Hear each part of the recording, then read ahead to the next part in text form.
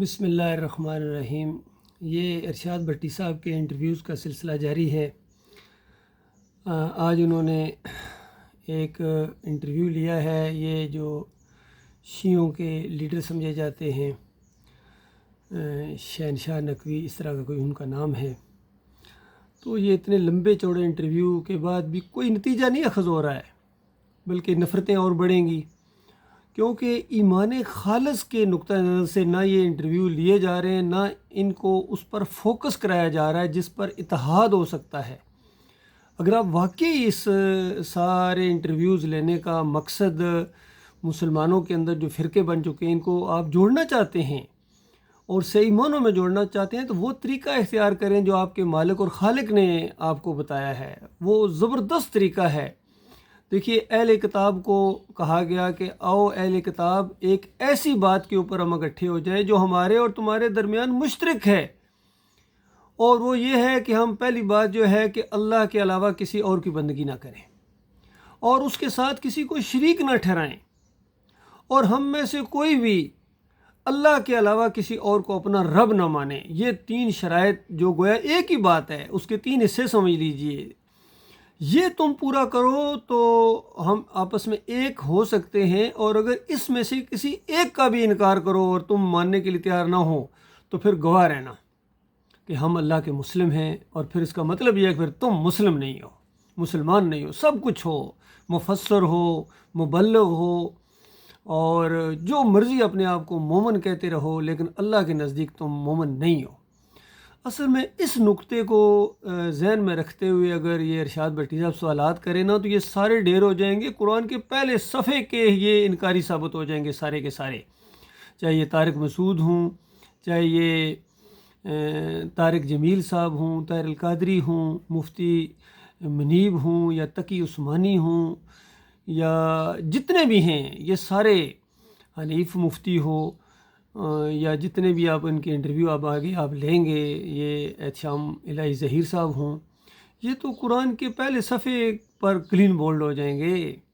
تو بتائیے، اس نقطے پر آپ ان کو رکھیں اگر آپ واقعی ہی اخلاص کے ساتھ۔ باقی اگر آپ اپنے ویوز بڑھانے کے لیے یا ڈھائی گھنٹے کے ظاہری بات ہے لوگوں کو پھر سننا پڑتے ہیں، تو وہ اگر آپ کرنا چاہتے ہیں، اور ہاتھ میں بھی اپنے پتہ نہیں کون سا یہ ایک پٹا سا باندھا ہوا ہے، یہ پٹے باندھ کے امام زامن ہوں یا علی مدد کے پٹے یہ جو باندھ رہے ہیں لوگ، اس کے اوپر آپ گٹھے، شرک کے اوپر تو گٹھے ہو جائیں گے، لیکن آپ مومن نہیں بن سکتے ہیں۔ تو ان سے پہلے پوچھیں کہ جب اللہ کی کتاب کہتی ہے ایاک نعبد و ایاک نستعین، آپ کہتے ہو، اللہ کی حمد و ثنا بیان کرتے ہو، تو پھر یہ یا علی مدد کہاں سے آ گیا، یا رسول مدد کہاں سے آ گیا؟ اس کی کوئی تشریح نہیں کی جا سکتی۔ پھر یہ جناب دیوبندیوں سے پوچھیں کہ آپ کے مفتی صاحب محمود الحسن صاحب اور اتنے بڑے مفتی شبیر احمد عثمانی صاحب جو کہتے ہیں کہ اللہ کے بندوں کو پکارنا یعنی یا علی مدد کہنا، یا رسول مدد کہنا، یہ اللہ ہی کو پکارنا ہے جی، تو بتاؤ پھر مشرکین مکہ کا کیا قصور تھا؟ وہ بھی تو یہی پکارتے تھے، یا ابراہیم کسنی، یا لات بابا، یا منات بابا۔ اس نقطے پر ان کو رکھیں، اس پر رکھیں گے تو اس کے بعد ان کا سارا ایمان اور ساری جتنی ان کی وہ ہے نا اندر باہر آ جائے گا۔ تو یہ معاملہ ہے اللہ کے بندو، اگر اس نقطے پر نہیں آتے ہو تو پھر جتنی مرضی سٹوریاں سناتے رہو، کتابوں کے حوالے دیتے رہو، اور پھر دیکھیے انہوں نے ان سے پہلے پوچھیں کہ حدیث میں تو آتا ہے سب سے غلیظ ترین اور سب سے زیادہ سخت عذاب اس کو دیا جائے گا جس نے دنیا میں اپنے آپ کو شہنشاہ کہلوایا۔ تو بتاؤ حضرت صاحب کہاں کھڑے ہیں آپ؟ تو اس کے بعد یہ جو نقوی صاحب ہیں انہوں نے یہ کہا کہ دیکھو یہ جو مہدی صاحب کے حوالے ہیں یہ سنی علماء نے زیادہ بلکہ کام کیا ہے۔ تو اصل میں یہاں بھی پرابلم ہوئی ہے، یہ سنیوں نے اگر صحیح حدیث کا یعنی اس پر اعتماد کیا ہوتا اور ان جھوٹی روایتوں کو نہ بنیاد بنایا ہوتا تو آج ان کو کیوں یہ کہنے کا موقع ملتا کہ یہ مہدی اس طرح، یہ مہدی کے وہ آئیں گے اور یہ کریں گے اور وہ کریں گے؟ بالکل جھوٹی بات ہے، اس کا حقیقت سے کوئی تعلق ہی کوئی نہیں ہے۔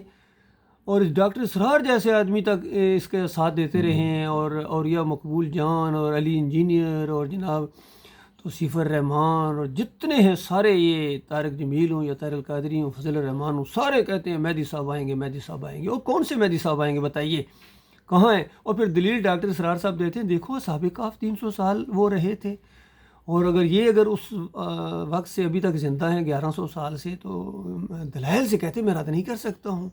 اور پھر یہ حضرت کہہ رہے ہیں کہ دیکھو وہ عیسیٰ علیہ السلام اگر اوپر اٹھائے گئے ہیں تو بھائی اللہ نے جو باتیں بتائی ہیں وہ تو صحیح ہیں.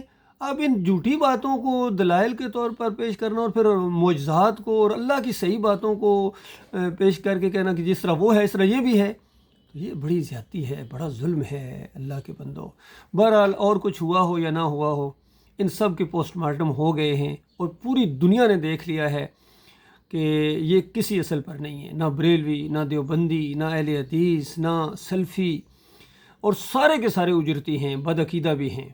اور اگر جب تک صحیح معنوں میں ایمان خالص نہیں کیا جائے گا، لا الہ الا اللہ محمد رسول اللہ، پہلے اس کو سمجھو کہ اللہ کے علاوہ کوئی معبود نہیں ہے، کوئی پکارے جانے کے لائق نہیں ہے. پھر یا علی مدد، یا رسول مدد سب ختم. یا عبد القادر جیلانی تو خیر سوال پیدا نہیں ہوتا. جب اللہ کے علاوہ کوئی نظر و نیاز کے لائق نہیں ہے، تو پھر یہ 11ویں 12ویں 10 محرم کے شربت سب فارغ چھٹی. اور جب اللہ کے علاوہ کوئی واسطے وسیلے کے لائق نہیں ہیں، اگر واسطہ وسیلہ دینا ہے تو اللہ کے ذاتی نام ہیں، اس کے صفاتی نام ہیں، اور اللہ نے بتایا بھی، طریقہ بھی بتایا، وَلِلَّهِ الْأَسْمَاءُ الْحُسْنَىٰ فَادْعُوهُ بِهَا، اللہ کے اچھے اچھے نام ہیں، ان ناموں کے ذریعے پکارو. تو پھر بے حق فلاں، بے حرمت فلاں، اپنے حبیب کے صدقے، علی اور حسن حسین کے صدقے، سب شرک ثابت ہو جائیں گے. اللہ کے بندو، اس پر آتے ہو تو آؤ، اور اگر نہیں آتے اور تم کبھی نہیں آؤ گے، یقین کرو کبھی نہیں آؤ گے. یہ جن کا پیٹ دین کے ساتھ لگا ہوا ہو، جو مسلک کے ساتھ ہوں، جو فروئی باتوں کے اوپر فتوے لگائیں، یہ کبھی ایمان خالص کی طرف نہیں آ سکتے ہیں. تو بہرحال گواہ رہنا کہ ہم مسلم ہیں، ہمارا کسی مسلک سے کوئی تعلق نہیں ہے، نہ بریلوی، نہ دیوبندی، نہ اہل حدیث، نہ سلفی، نہ حنبلی، اور نہ آج کے یہ شیعہ جتنے فرقے ہیں سب ہمارا ان سے کوئی تعلق نہیں ہے.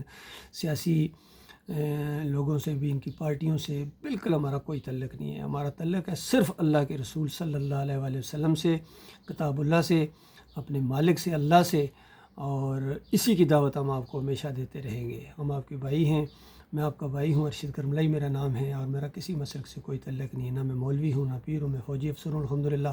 اور ان سب کے کالے کرتوت میں دیکھ رہا ہوں. واقعی یہ اصل مجرم ہے، یقین کیجئے یہ اصل مجرم ہے. امت مسلمہ جو یہاں تک آج پہنچی ہوئی ہے، ذلت اور خواری کے گڑھے کے قریب، اور دنیا کی ذلت دیکھی نہیں جا رہی ہے، اور آخرت میں جہنم کی آگ کا جو اللہ نے ڈراوا دیا ہے، اور اس سے کروڑوں خربوں گنا زیادہ ذلیل کیے جاؤ گے، وہاں شکنجے میں کسے جاؤ گے، ہمیشہ کی آگ کے اندر تمہیں رکھا جائے گا. انہی مسلک پرستوں کی وجہ سے، انہی شرک کی وجہ سے، انہی واسطے وسیلوں کی وجہ سے، اسی جمہوریت کے مشرکانہ نظام کی وجہ سے. یہ سارے اپنی دنیا کی خاطر اللہ کے بندو تمہاری دنیا اور آخرت دونوں برباد کر رہے ہیں. اب تمہیں اختیار ہے، چاہے تو انہی کے پیچھے چلتے رہو، انہی کے پیچھے چل کے ہمیشہ کی آگ کے اندر ان کے ساتھ رہو، یا خالص قرآن اور حدیث کا قصد کرو اور تعداد کو نہ دیکھو. یہ سارے تو چلے ہوئے کارتوس ہیں، ان سے کسی خیر کی امید رکھنا یہ بالکل جہالت اور نادانی ہوگی. کھلی دعوت دو توحید کی، ان میں سے جو مخلص ہوں گے وہ نکل کر انشاءاللہ ہماری طرف آئیں گے. اللہ تعالیٰ غور و فکر کرنے کی توفیق عطا فرمائے. باقی ارشاد بھٹی صاحب کے لیے بھی بڑی آزمائش ہے، چونکہ ان کے سب کے کالے کرتوت تو ان کے سامنے آ گئے ہیں، اسی بہانے ان کو موقع بھی مل رہا ہے ان سے بات چیت کرنے کا. لیکن اب اگر انہی کے پیچھے نمازیں پڑھو گے علی انجینئر کی طرح، اور انہی کے قصیدے گاؤ گے، تو پھر ان کے ساتھ ہمیشہ کی آگ میں رہنا پڑے گا. اللہ تعالیٰ اس خوفناک انجام سے اپنی